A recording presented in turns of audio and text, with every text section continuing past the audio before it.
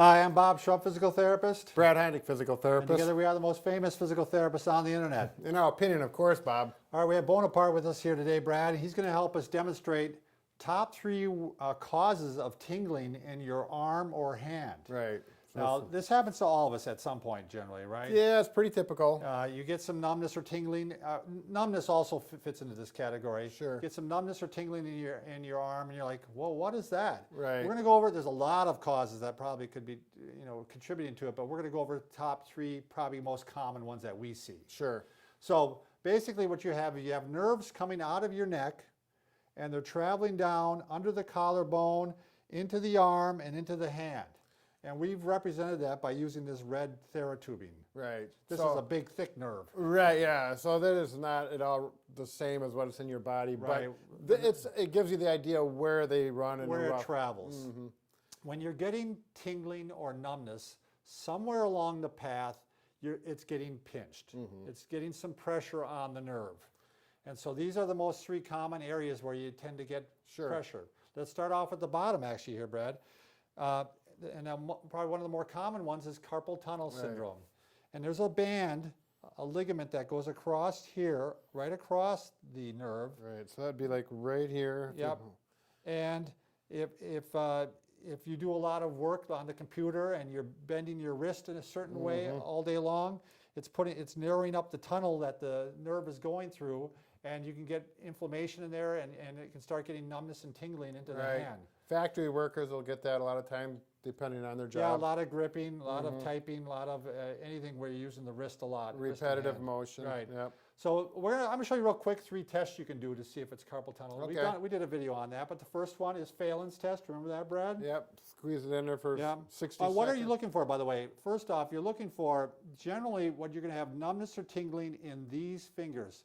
The first one, second, third, and half of the fourth.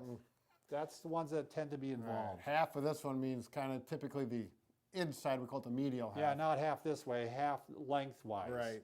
And sometimes you're going to see, if you've had it for quite a while, you're going to see this is actually atrophied or gotten smaller. Right. Because it's been affected, and the hand is weaker. Sure. So very quickly, 3 tests you can do. Phelan's test, where you hold your hand, your wrist like this. Right. For 60 seconds, and you see if that starts to bring on the tingling. Yep. If so, that could be it. Second test would be, you're actually going to go right, can you see this, Lonnie, all right, my hand pretty well?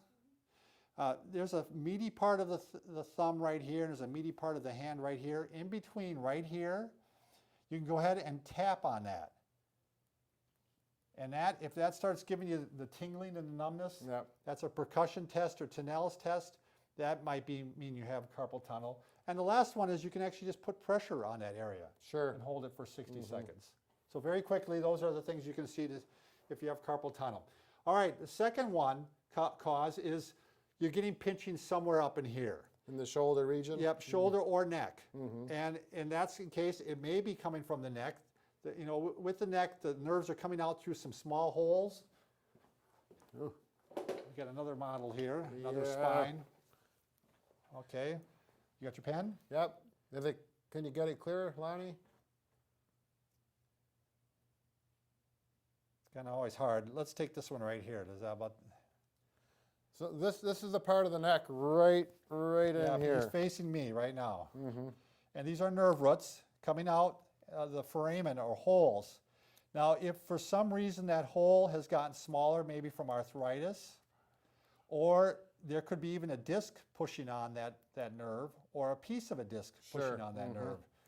All sorts of things could be causing the pressure on that nerve, and that's sending the pain down the arm, pain and numbness and tingling. Yeah, these nerves, they bundle up to form that big red one, so to speak. Right. We're not going to get into a lot of detail on that.